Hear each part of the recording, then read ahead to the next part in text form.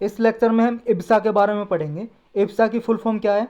India, Brazil, South Africa. ये recently news में क्यों है और वुमेंस के लिए गवर्नमेंट ने क्या स्टेप लिए हैं और इंटरनेशनली क्या कन्वेंशन मीटिंग है जो वुमेंस के लिए इनके इक्वलिटी को प्रमोट करती हैं, ये सारा इस लेक्चर में देखेंगे। वुमेंस के रिगार्डिंग हर साल यूपीएससी एक क्वेश्चन तो पूछता ही है। आप प्रीवियस ईयर के क्वेश्चन पेपर देख सकते हो और प्रीलिम्स और मेंस दोनों के लिए इंपॉर्टेंट है। प्रीलिम्स में कहाँ से क्वेश्चन पूछा जा सकता है और मेंस में कहाँ से, ये सारा हम इसमें पढ़ेंगे लेक्चर में। तो स्टार्ट करते हैं। रिसेंटली न्यूज़ में इसलिए है क्योंकि वुमेंस फोरम मीटिंग हुई, इसकी 6th मीटिंग हुई इब्सा की, वुमेंस फोरम मीटिंग के नाम से। ये वर्चुअली हेल्ड हुई। वर्चुअली का मतलब है कि इंटरनेट के जरिए हुई जी, इंटरनेट पे ये मीटिंग हुई।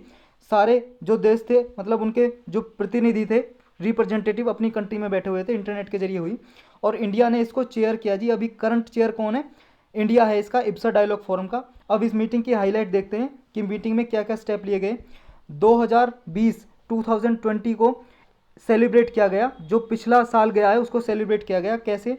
कि जो बीजिंग डिक्लेरेशन हुई थी ना 1995 में, इसके 25th एनिवर्सरी की तरह इसे सेलिब्रेट किया गया। मतलब 25 साल पूरे हो गए जी इसके और 25वीं सालगिरह मनाई गई, 25th एनिवर्सरी। 1995 में बीजिंग डिक्लेरेशन हुई, चाइना में एक जगह है जी बीजिंग, जो चाइना की कैपिटल भी है। यहाँ पे बीजिंग डिक्लेरेशन किस लिए हुई? ये एक बार यूपीएससी ने 2014 में पूछा भी हुआ है प्रीलिम्स में कि बीजिंग डिक्लेरेशन किससे रिलेटेड है, तो इसलिए इसमें बहुत सारी टर्म आएंगी जो प्रीलिम्स और मेंस के लिए इंपॉर्टेंट है। तो बीजिंग डिक्लेरेशन वुमेन इंपावरमेंट्स के लिए हुई कि वुमेन्स में इक्वलिटी कैसे प्रमोट किया जाए और इनमें जो डिस्क्रिमिनेशन होता है वुमेन के खिलाफ, जो इसको कैसे रोका जाए। तो इसके 25 साल पूरे हो चुके हैं। ये इसलिए थी ताकि वुमन हो चाहे मैन, गर्ल्स या बॉयज़, सबको समान इक्वल अपॉर्चुनिटी मिले और इनमें जो डिस्क्रिमिनेशन ना हो जेंडर के नाम से। और 2030 में जो सस्टेनेबल डेवलपमेंट गोल पूरे होंगे, जो 2015 में चलाए गए थे, इसके 5th एनिवर्सरी की तरह मनाया गया 2020 को। क्या हुआ था 2015 में जी? सस्टेनेबल डेवलपमेंट गोल स्टार्ट किए यूएन ने, यूनाइटेड नेशन ने। इसमें जी कुछ 17 गोल थे, इसके 17 गोल हैं और 169 टारगेट। ये भी पूछा जा चुका है पीएससी के एग्जाम में कि इसके कितने टारगेट हैं, कितने गोल हैं। तो याद रखना 17 गोल है, सस्टेनेबल डेवलपमेंट गोल 17 है, 17 और 169 169 इसके टारगेट हैं, टारगेट। तो 2015 में स्टार्ट किए गए कि 2030 तक ये टारगेट और गोल अचीव कर लेने हैं। इसमें कुछ ऐसे गोल हैं जी इसके, जैसे पॉवर्टी को रिड्यूस करना, घटाना, एलिमिनेट करना, कि गरीबी को हटाना, हंगर को, भुखमरी को हटाना, जैसे वुमेन्स के लिए इक्वलिटी प्रोवाइड करना, या फिर drinking water, safe drinking water सबको प्रोवाइड करना। ऐसे कुछ गोल और टारगेट हैं इसके। तो 2015 से 5 साल हो गए जी, 5th anniversary sustainable development goal की भी सेलिब्रेट की गई। और सस्टेनेबल गोल हैं जो सस्टेनेबल डेवलपमेंट गोल, उसका 5th गोल है जो वो टारगेट करता है to eliminate all forms of discrimination and violence against woman, कि महिला के खिलाफ जितने भी हिंसा होती है, भेदभाव होते हैं, उसको हटाना, एलिमिनेट करना इन पब्लिक और प्राइवेट स्पेयर दोनों में, चाहे जी गवर्नमेंट कंपनी या गवर्नमेंट कोई भी डिपार्टमेंट हो, चाहे पब्लिक प्लेस हो जी, चाहे कहीं पे निजी क्षेत्र में हो, प्राइवेट या स्कूल हो, कॉलेज हो या कंपनी हो, हर जगह कहीं पे भी डिस्क्रिमिनेशन ना हो। हर जगह इसका टारगेट है कि डिस्क्रिमिनेशन को, भेदभाव को हटाना, कि जेंडर के नाम पे वुमेन के रिगार्डिंग कोई भेदभाव ना हो। 20th एनिवर्सरी मनाई गई किसकी? यूनाइटेड नेशन का रिजोल्यूशन है एक, यूएनएससी रिजोल्यूशन 1325। देखो जी ये इंपॉर्टेंट है, याद रखना है, क्योंकि ये अब तक पूछा नहीं गया, पूछा जा सकता है। सिर्फ इतना कि United nation security council resolution 1325 किससे रिलेटेड है? वो वुमन से रिलेटेड है जी, पीस से और सिक्योरिटी, महिलाओं की इक्वलिटी से, शांति से और सुरक्षा से रिलेटेड है।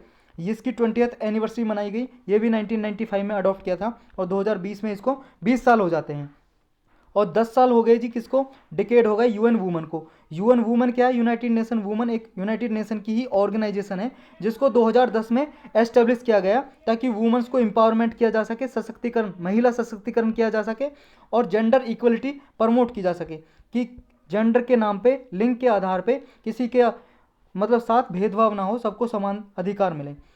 दूसरा जी, जो गवर्नमेंट ऑफ इंडिया ने इफर्ट्स किए हैं, मतलब कुछ प्रयास किए हैं कोविड-19 है जो, उस पेंडेमिक से लड़ने के लिए, तो कुछ एफर्ट किए हैं इंडिया ने, उनको उनकी तारीफ की गई इस मीटिंग में। क्या क्या किए जी? जैसे वैक्सीन प्रोवाइड की अपनी नेबरिंग कंट्रीज़ को, पड़ोसी देशों को, मास्क दिए, सैनिटाइजर्स, पीपीपी किट उपलब्ध कराई। तो इंडिया ने जो भी इफर्ट किए इसके लिए इनका मतलब प्रशंसा की गई जी, लॉडिट किए गए, प्रेज की गई।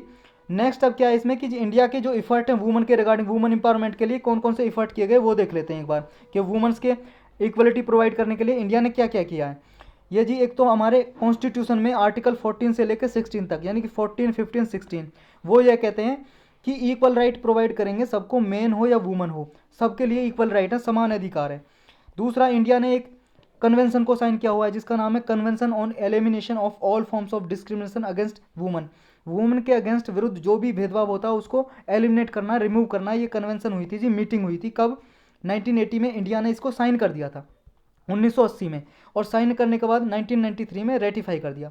रेटिफाई का मतलब ये जी, जैसे मान लो कोई मीटिंग हो रही है, वहाँ पे रिप्रेजेंटेटिव जाता है इंडिया से, प्रेसिडेंट या प्राइम मिनिस्टर, वो जाके साइन कराते हैं। वो तो साइन तो कर दी, लेकिन इंडिया उसे लागू करेगा, उसके लिए पार्लियामेंट में क्या करना पड़ता है, उसे पास कराना पड़ता है। पार्लियामेंट का मतलब लोकसभा से, राज्यसभा से, और प्रेसिडेंट फिर असेंट देंगे, तो इसका मतलब है फिर वो रेटिफाई हो गई। तो इस तरह से उसे रेटिफाई किया जाता है। तो रेटिफाई कर दिया इंडिया ने इस जो कन्वेंशन थी। और क्या स्टेप लिए हैं, डॉरी प्रोविजन एक्ट 1961 का जी पास किया, दहेज प्रथा को रोकने के लिए, कुछ दहेज सिस्टम है इसको रोकने के लिए। और क्या किया, डोमेस्टिक वायलेंस एक्ट 2005, 2005 में वुमेन्स को प्रोटेक्ट करने के लिए, protection of womens from domestic violence act 2005, इस नाम से एक्ट पास किया, कानून बनाया। इसमें क्या था कि जो महिलाओं पे घरेलू हिंसा होती है ना जी, डोमेस्टिक वायलेंस का मतलब घरेलू हिंसा, कि क्या है, हस्बैंड वगैरह जो पति होते हैं पत्नियों को मारते रहते हैं, जैसे शराब पी के आ गए जी, मारते रहते हैं बिना बात की। तो जो वायलेंस होती है इससे महिलाओं को निजात दिलाई जा सके, मतलब छुटकारा। इसके लिए क्या है, वुमेन्स अगर मान लो कोई पति उसका पीटता है तो पुलिस में जाकर रिपोर्ट कर सकती है और उसे सजा हो सकती है। दूसरा ये भी है जी, एक जैसे तलाक का है जी, अगर कोई महिला तलाक लेती है तो क्या है, अगर तलाक लेने के बाद उसकी आधी प्रॉपर्टी महिला को दी जाएगी अगर उसके पास कोई एम्प्लॉयमेंट रोजगार नहीं है तो। ये भी प्रोविजन है महिला को बचाने के लिए। और जी क्या है, 2017 में एक एक्ट पास किया गवर्नमेंट ने, मैटरनिटी बेनिफिट एक्ट 2017। इसमें क्या है, पहले इसमें अमेंडमेंट किया गया। पहले क्या था, 12 वीक के लिए छुट्टियां मिलती थी किसी गवर्नमेंट एम्प्लॉय को। अगर महिला मान लो किसी गवर्नमेंट सेक्टर में या प्राइवेट सेक्टर में काम करती है तो 12 वीक की ही 12 सप्ताह की छुट्टी मिलती थी अगर वो प्रेग्नेंट है तो। लेकिन इसे बढ़ा के 26 वीक तक कर दिया गया। अब 26 वीक की 26 सप्ताह की छुट्टियां मिल सकती हैं, लीव मिल सकती हैं अगर वो प्रेग्नेंट है, गर्भ से है तो। नेक्स्ट क्या गया इंडिया ने काम, sexual harassment of woman at work place, prevention prohibition and redressal act 2013। 2013 में ये एक्ट पास किया गया जी, जिसपे क्या है, जहाँ भी वुमन काम करती है, चाहे पब्लिक सेक्टर हो या प्राइवेट सेक्टर, या तो गवर्नमेंट कंपनी हो जी, या प्राइवेट कंपनी हो, या सरकारी बैंक हो, या प्राइवेट बैंक हो, या कुछ भी हो जी, कॉलेज इंस्टीट्यूशन कुछ भी, प्राइवेट या पब्लिक कैसा भी हो। पब्लिक का मतलब है जी गवर्नमेंट हो, प्राइवेट का मतलब निजी हो कोई किसी का। तो वहाँ पे अगर काम करती है, एम्प्लॉयमेंट कोई रोजगार करती है महिला, अगर वहाँ पे उसके साथ कोई छेड़खानी करता है, सेक्सुअल असोल्ट करता है जी, कोई कुछ भी करता है, हैरेसमेंट करता है, मतलब परेशान करता है उसको, तो महिला के लिए वहाँ पे एक वर्किंग कमेटी होगी जी, वहाँ पे जांच करने के लिए इन्वेस्टिगेटिंग कमेटी, तो वो जांच करेगी जो महिला ने आरोप लगाए हैं, अगर वो सही पाए गए तो उसको सजा दी जाएगी दोषी को। तो इसके लिए भी प्रोटेक्शन के लिए ये एक्ट पास किया गया। नेक्स्ट क्या किया गया, सुप्रीम कोर्ट ने अभी गवर्नमेंट के जो इफर्ट किया है, प्रयास किया है कि वुमेन्स को आर्मी कमांडर भर्ती किया जाएगा 2020 में जी, वुमेन्स के लिए स्टेप लिया गया, गवर्नमेंट ने आर्मी कमांडर बनने के लिए वुमेन्स को अलाउ कर दिया। तो ये सुप्रीम कोर्ट ने इसकी प्रशंसा की।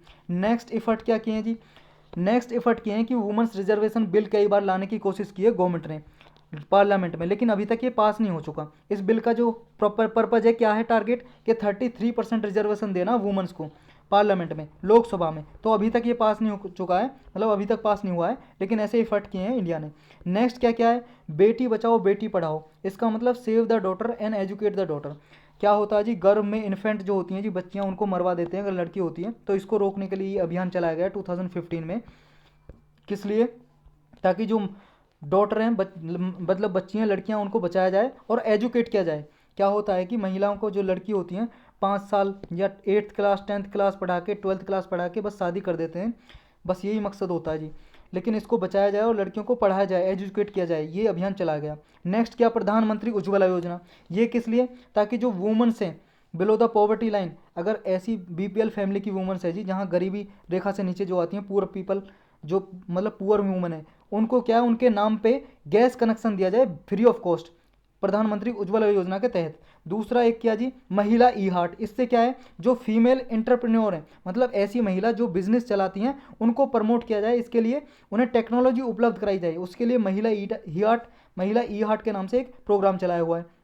इसके बावजूद भी अगर क्वेश्चन में आए कि क्रिटिकली एग्जामिन का मतलब आप जानते हो, क्रिटिकली का मतलब है आलोचना करो, आलोचनात्मक एग्जामिन करो, मतलब आपको नेगेटिव पॉइंट भी बताने हैं कि गवर्नमेंट ने स्टेप तो लिए लेकिन नेगेटिव पॉइंट क्या है, उसके लिए आप ये लिख सकते हो कि इतना सब कुछ करने के बाद भी इंडिया ने इतने एफर्ट लगाए फिर भी ग्लोबल जेंडर गैप रिपोर्ट जारी होती है, जिसे कौन करता है इशू, वर्ल्ड इकोनॉमिक फोरम, उसमें इंडिया की जो रैंकिंग है बहुत ही खराब है। कितनी है, 2018 में 108 थी, लेकिन ये दोबारा डिक्लाइन हो गई, कम हो गई जी।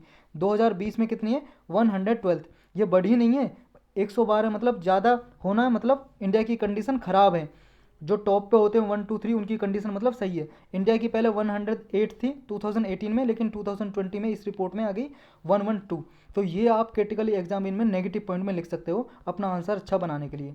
और वो सारे रिजोल्यूशन थे जो यूएनएससी का रिजोल्यूशन था 1325, ये किससे रिलेटेड है, बीजिंग डिक्लेरेशन थी और एक कन्वेंशन थी जी, ये सारे याद रखने हैं प्रीलिम्स के लिए और ये सारा मेंस के लिए। अब ये क्या होता है, India Brazil South Africa dialogue forum है, इसके बारे में थोड़ा डिटेल से पढ़ते हैं। हुआ क्या था, ये तीनों कंट्री मिली जी, इंडिया ब्राज़ील साउथ अफ्रीका, किस लिए, ताकि जो ये तीन कंट्रीज हैं इनमें कॉपरेशन प्रमोट किया जाए। ये ट्राईपार्टियट ग्रुप है जी, ट्राईपार्टियट का मतलब है कि तीन देशों का ग्रुप है, और ये देश आप जानते हो कौन से, इंडिया, ये अपना हिंदुस्तान है जी, ये साउथ अफ्रीका और ये ब्राज़ील। यहाँ पे क्या हुआ क्या था, 2003 में 2003 में 6 जून को एक मीटिंग हुई जी ब्रासीलिया में, ब्राज़ील में एक सिटी है जी शहर ब्रासीलिया, वहाँ पे मीटिंग हुई। इन तीनों कंट्रीज़ के फॉरेन मिनिस्टर मिले, विदेश मंत्री, वहाँ पे एक ग्रुपिंग बना जी इब्सा डायलॉग फोरम। तो ये इसे ब्रासीलिया डिक्लेरेशन भी बोलते हैं जी, जिसके थ्रू ये बना इब्सा डायलॉग फोरम। इसका कोई हेडक्वार्टर नहीं है, ये याद रखना, मुख्यालय नहीं है। IBSA does not have any headquarter और परमानेंट एग्जीक्यूटिव सेक्रेटरीट, इसका कोई हेडक्वार्टर नहीं है। और क्या होता है कि जो इसके 5 इब्सा लीडरशिप सबमिट हो चुके हैं अब तक, मतलब 5 सबमिट हो चुके हैं, सबमिट का मतलब मान लो अब मीटिंग, 5 मीटिंग हो चुकी हैं। जो इसकी 6 मीटिंग होगी वो इंडिया होस्ट करेगा इसको, जो 6 सबमिट होगा इब्सा का। जो लास्ट सबमिट हुआ था इसका 2011 में हुआ था, 5th इब्सा सबमिट, कहाँ पे, साउथ अफ्रीका प्रेटोरिया में हुआ था इसका सबमिट। इसने जी एक इब्सा फंड बनाया हुआ है, India Brazil South Africa fund. Fund का मतलब है जी इसमें पैसे हैं जो किसके लिए खर्च किए जाते हैं, elevation for poverty and hunger. Elevation का मतलब है जी रिड्यूस करना, कम करना, एलिमिनेट हटाना, पॉवर्टी मतलब गरीबी को, और हंगर मतलब भुखमरी को मिटाना। ये 2004 में एस्टेब्लिश किया था ये फंड, इब्सा फंड। इसके लिए क्या होता है, जो डेवलपिंग कंट्रीज होती हैं जी उनके लिए फंड दिया जाता है ताकि वो अपने देश से गरीबी और भुखमरी को घटा सकें, एलिमिनेट कर सकें। ये लगभग 31 प्रोजेक्ट के लिए अभी तक ये लोन वगैरह दे चुका जी, सपोर्ट कर चुका है 20 पार्टनर डेवलपिंग कंट्रीज में। तो ये याद रखना, ये इब्सा फंड है, इन सिर्फ 3 कंट्रियों के लिए नहीं है, इंडिया ब्राज़ील और साउथ अफ्रीका के लिए, और भी जो डेवलपिंग कंट्रीज है उनको भी ये लोन वगैरह देते हैं, प्रमोट करते हैं डेवलपमेंट। इनसे जी सेफ ड्रिंकिंग वाटर के लिए इन्होंने सपोर्ट किया जी डेवलपिंग कंट्रीज में, एग्रीकल्चर और लाइफ स्टॉक को प्रमोट किया, सोलर एनर्जी को, वेस्ट मैनेजमेंट को और हेल्थ को प्रमोट किया। इस तरह से जो सस्टेनेबल डेवलपमेंट गोल है, जो पहले जिन्हें मिलेनियम डेवलपमेंट गोल बोला जाता था, इनको सपोर्ट करने के लिए काम किया। अब सस्टेनेबल डेवलपमेंट गोल हम जान चुके हैं क्या होते हैं। 2015 में जी ये कुछ गोल निर्धारित किए, कितने, 17 गोल है जी ऐसे, और 169 टारगेट है सस्टेनेबल डेवलपमेंट गोल। सब ये सस्टेनेबल डेवलपमेंट गोल में 17 गोल हैं और 169 169 टारगेट है, ये याद रखना। ये भी पूछा जा चुका कितने गोल हैं कितने टारगेट है, पीएससी में, स्टेट के पीएससी एग्जाम होते हैं जो, ये 2015 में स्टार्ट किए गए यूनाइटेड नेशन ने, और 2030 तक लक्ष्य है जी, 2030 तक ये हासिल करने हैं। इनमें कुछ ऐसी हैं, बता चुका हूँ मैं, कि पॉवर्टी घटाना, हंगर घटाना, महिलाओं को समान अधिकार। और इसमें जो इब्सा फंड है जी, इसको बहुत सारे अवार्ड मिल चुके हैं। इब्सा फंड जो ये प्रोवाइड करता है ना, सपोर्ट देता है, कौन कौन से अवार्ड मिल चुके हैं, एक यूनाइटेड नेशन का साउथ साउथ पार्टनरशिप अवार्ड 2006 में मिल चुका है। किस लिए, इसने हेती नाम का एक देश है जी और गिनी, इनमें जी कुछ प्रोजेक्ट को सपोर्ट किया था, इसलिए ये अवार्ड मिला। एक अवार्ड मिला हुआ जी MDG, मिलियम डेवलपमेंट गोल, ये 2015 से पहले जी 2000 में चलाए गए थे, 2000 से लेकर 2015 तक ये मिलियम डेवलपमेंट गोल चलते थे, जैसे सस्टेनेबल डेवलपमेंट गोल चलते हैं ना 2015 से 2030 तक, ऐसे ये चलते थे। तो ये अवार्ड मिल चुका है, MDG award for south south cooperation in 2010 में, और एक south south cooperation champion award मिल चुका है 2012 में। तो इसके वर्क के लिए जी इब्सा फंड को ये इतने सारे 3 अवार्ड मिल चुके हैं। और एक जॉइंट नवल एक्सरसाइज होती है जी, ट्राईलेटरल एक्सरसाइज होती है, ये किस किस के बीच में, इन तीनों कंट्रियों में, इंडिया, ब्राज़ील और साउथ अफ्रीका, जिसका नाम है इब्सामर। इब्सामर का फुल फॉर्म है इब्सा मैरीटाइम एक्सरसाइज होती है जी, तीनों कंट्रियों के बीच में। और लास्ट एक्सरसाइज जो हुई थी वो साउथ अफ्रीका के कोस्ट के पास हुई थी जी, तट के पास, अक्टूबर 2018 में। तो इसमें इतना ही था जी।